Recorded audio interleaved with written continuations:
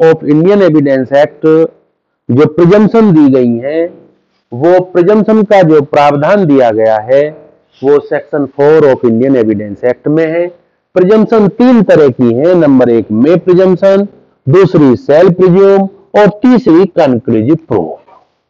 हिंदी में इसको उपधारणा कर सकेगा, इसको उपधारणा करेगा, और तीसरी जो प्रिजम्पशन है उसको हम क्या कहेंगे, उसको हम निश्चायक सबूत के नाम से जानते हैं। निश्चायक सबूत।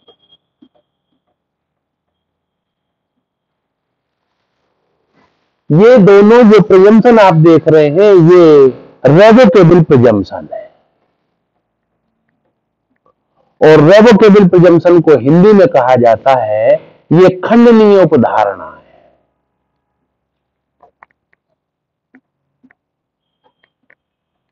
ये खंडनीय उपधारणा है। फिर दोनों में अंतर क्या है, इसको फैक्ट की रेवोकेबल प्रिजम्पशन कहा जाता है। ये फैक्ट की रेवोकेबल प्रिजम्पशन है, ये लॉ की रेवोकेबल प्रिजम्पशन है,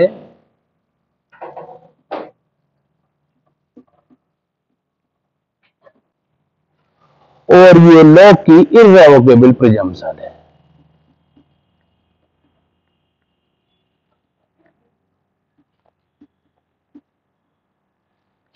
इट मीन्स यह विधि की खंडनीय उपधारणा, जिसको सेल प्रिज्यूम आप लोग कहते हैं, यह तथ्य की खंडनीय उपधारणा है और यह विधि की अखंडनीय उपधारणा है। 3 तरह की आपके सामने प्रिजम्पशन है। इन दोनों प्रिजम्पशंस को मैंने कहा कि यह रेवोकेबल प्रिजम्पशन है, और ये एकमात्र इररेवोकेबल प्रिजम्पशन है, क्योंकि हर चीज का तथ्य पत्रावली पर उपलब्ध नहीं है। प्रत्येक तथ्य का साक्ष्य ये नहीं दिया जा सकता कि ये पूर्णतः 100% सही है। ऐसी परिस्थितियों में ऐसे भी साक्ष्य का न्यायालय के समक्ष ये वस्तुपरकीय दृष्टिकोण से न्यायालय ये देखेगा कि यह तथ्य भी उसके बारे में इमेजिनेशन किया जा सकता है, लेकिन ये 100% सही नहीं है। यदि आपके पास कोई ऐसा साक्ष्य है, यदि आपके पास ऐसा साक्ष्य जो मैंने प्रिजम्पशन की है, जो मेरे द्वारा प्रिजम्पशन की गई है, वो प्रिजम्पशन रेवोकेबल का मतलब है आप उसको काटने के लिए कोई साक्ष्य दे सकते हैं, आप उसका खंडन कर सकते हैं। तो इसकी परिभाषा यदि आप देखें सेक्शन 4 में मे प्रिज्यूम के बारे में क्या लिखा हुआ है, किसी तथ्य की उपधारणा कर सकेगा के बारे में लिखा हुआ है कि जहां कहीं अधिनियम में यह उपबंधित है कि न्यायालय किसी तथ्य की उपधारणा कर सकेगा, तो न्यायालय उस तथ्य को साबित हुआ मानेगा जब तक उस तथ्य को नासाबित न कर दिया जाए। और एक तीसरी जो लाइन एक्स्ट्रा दी गई है इसमें, उसमें बताया है तथा नासाबित करने के लिए अन्य सबूत की मांग भी की जा सकती है। बात को दोबारा से सुनना आप, जहां कहीं भी यह अधिनियम में इस एक्ट की बात चल रही है, ये प्रिजम्पशन जो बात टॉपिक है ये आपके इस इंडियन एविडेंस एक्ट की बात चल रही है। जहां कहीं भी अधिनियम में यह उपबंधित है कि न्यायालय ही करेगा, आपकी इमेजिनेशन का कोई महत्व नहीं है, न्यायालय किसी तथ्य की उपधारणा कर सकेगा, तो न्यायालय क्या मानेगा, न्यायालय उस तथ्य को साबित मानेगा। और साबित की परिभाषा मैंने आपको सेक्शन 3 में अभी बताई थी। और साबित का मतलब क्या होता है, उस तथ्य का अस्तित्व है। तो न्यायालय उस तथ्य को साबित मानेगा जब तक उस तथ्य को आप नासाबित न कर दें, और नासाबित करने के लिए आपसे अन्य सबूत की मांग भी की जा सकती है। इसको हम मे प्रिज्यूम कहते हैं। दूसरा शब्द सेल प्रिज्यूम है, जहां कहीं भी यह अधिनियम में उपबंधित है कि न्यायालय किसी तथ्य की उपधारणा करेगा, तो न्यायालय उस तथ्य को साबित हुआ मानेगा जब तक उसे नासाबित न कर दिया जाए। साबित को आपको नासाबित, क्योंकि खंडनीय उपधारणा आप पढ़ रहे हैं, दोनों के बारे में मैंने क्या बताया, रेवोकेबल प्रिजम्पशन है, खंडनीय उपधारणा है। अंतर क्या है, ये फैक्ट की थी, तो फैक्ट की थी तो मैंने इसमें सबूत की मांग कर ली आपसे, लेकिन लॉ की रेवोकेबल प्रिजम्पशन में सबूत की मांग नहीं है, लास्ट वाला वर्ड नहीं है। और लिखा हुआ क्या है, दोबारा से आप फिर देखेंगे कि जहां कहीं भी अधिनियम में यह उपबंधित है कि न्यायालय किसी तथ्य की उपधारणा करेगा, तो न्यायालय उस तथ्य को साबित हुआ मानेगा जब तक उस तथ्य को ना साबित न कर दिया जाए। ये जो लास्ट वाला वर्ड है, अन्य तथ्य की सबूत की मांग नहीं की जा सकती, सेल प्रिज्यूम में ये शब्द स्किप कर दिया गया है, क्योंकि सेल प्रिज्यूम ये कैसी है, लोक की प्रिजम्पशन है, विधि की खंडनीय उपधारणा है। आपके पास यदि ये साक्ष्य है तो आप दे। मैंने आपको ये मान लिया कि हाँ आपका जन्म तिथि ये है और मैंने ये इमेजिनेशन कर ली, तो यदि आप ये कहना चाहते हैं कि मेरी जन्म तिथि ये नहीं है, तो मेरे द्वारा किए गए इस इमेजिनेशन को रेवोकेबल करने के लिए आपके पास जो भी 10th का, आपके पास बर्थ का, बर्थ सर्टिफिकेट है, कोई भी ऐसा एविडेंस है, तो आप मेरी इस इमेजिनेशन का खंडन कर सकते हैं। क्लियर? सेल प्रिजम्पशन को यदि आप लोग प्रिजम्पशन का पूरा टॉपिक पढ़ेंगे इंडियन एविडेंस एक्ट में, तो सेक्शन नंबर 79 से लेकर सेक्शन नंबर 85 के बीच में जो प्रिजम्पशन दी गई है, ये सेल प्रिज्यूम से रिलेटेड प्रिजम्पशन है। 79 to 85 एंड इसके साथ में ही एक शायद 89 और होगा, राइट? 89 इसको मैंने अलग से क्यों बताया, क्योंकि 85 के बाद जो 86, 87, 88 है, ये इधर चली जाए। तो 79 to 85 एंड 89 जो टॉपिक आपसे डायरेक्ट पूछेगा वो प्री में क्वेश्चन पूछ लेता है, 79 का, 80 का, 81 का, 82 का, 83 का, 84 का, 85 का या 89 का। तो ये प्रिजम्पशन कैसी है, सेल प्रिज्यूम है। और इसके बाद जो हमारा 86, 87 और 88 और जो 90, ये सारी जो प्रिजम्पशन है ये हमारी कैसी प्रिजम्पशन है, ये मे प्रिज्यूम है।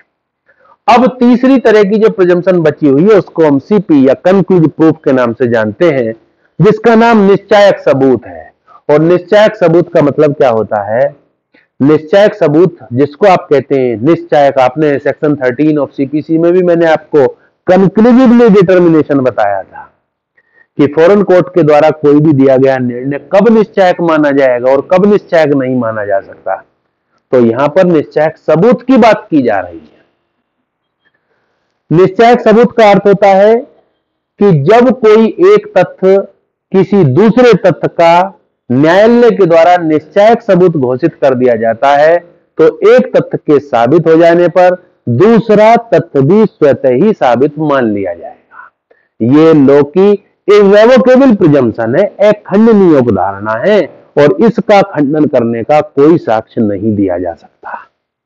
जब एक बात को हमने साबित, किसी एक तथ्य को किसी दूसरे तथ्य का कंक्लूसिव प्रूफ डिक्लेयर कर दिया जाता है, तो एक तथ्य के साबित हो जाने पर दूसरा तथ्य ऑटोमेटिकली प्रूव्ड मान लिया जाएगा।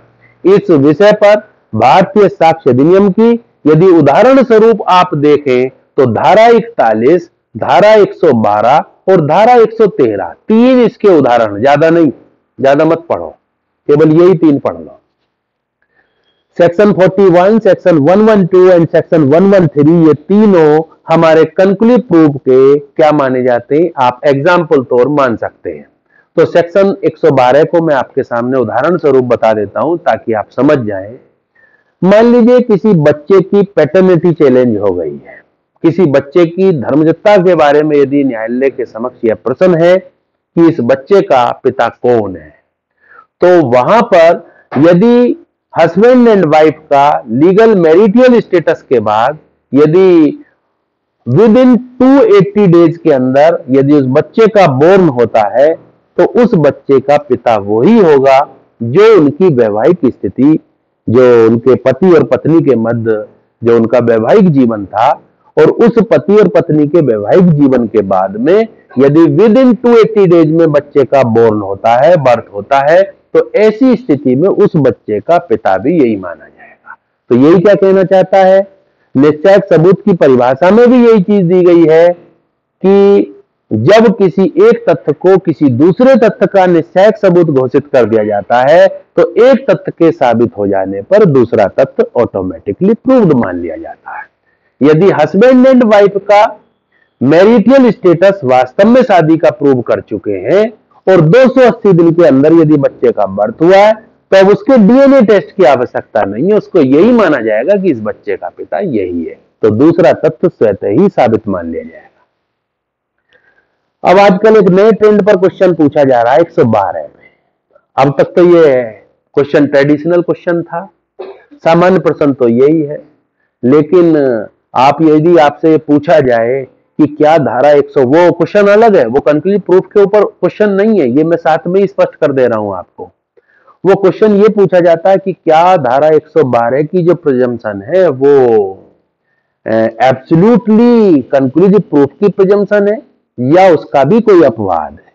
तो उसका अपवाद भी अनटिल एंड अनलेस के बाद से, कि वहां पर ये लिखा हुआ है कि जब तक की, उसके बाद से वो उसका अपवाद लिखा है 112 का 1112 में, कि यदि हस्बैंड एंड वाइफ का शादी भी हो गई है और दोनों यदि पारस्परिक पहुंच गर्भाधान संस्कार के लिए हस्बैंड एंड वाइफ का कंजुगेशन होना जरूरी है, और यदि पति और पत्नी आफ्टर द मैरिज दोनों की आपस पारस्परिक पहुंच नहीं हो पाई है, और तब भी यदि बच्चे का बर्थ हो जाता है तो उस बच्चे का पिता नहीं माना जाएगा। इसलिए जब तक की के बाद जो 112 में जो लिखा है अनटिल एंड अनलेस, जो वर्ड लिखा हुआ है कि जो आफ्टर द मैरिटल स्टेटस, जो कंजम्पशन के बारे में बताता है, जो उनके हस्बैंड एंड वाइफ को यदि ये साबित कर दिया जाए कि शादी के बाद इन दोनों का आपस में कोई भी इस तरीके से पारस्परिक मिलन नहीं हो पाया है, तो उस परिस्थिति में धारा 112 के अंतर्गत यह प्रिजम्पशन भी इर्रेवोकेबल प्रिजम्पशन को हम रेवोकेबल प्रिजम्पशन में कन्वर्ट कर देंगे, यानी कि नियम अपने आप में पूर्ण नहीं है। ये नए ट्रेंड का क्वेश्चन है। अब ये कई एग्जामों में पूछा जा चुका है इस समय दोनों, उस समय फिर बताऊंगा धारा 112 में। तो ये हमारी प्रिजम्पशन थी, और प्रिजम्पशंस में जो हमारी कंक्लूसिव प्रूफ के आप 3 एग्जाम्पल 41, 112 एंड 113, तीनों इसके एग्जाम्पल को आप लोग देख सकते हैं। ठीक है, तो सेक्शन 3 एंड सेक्शन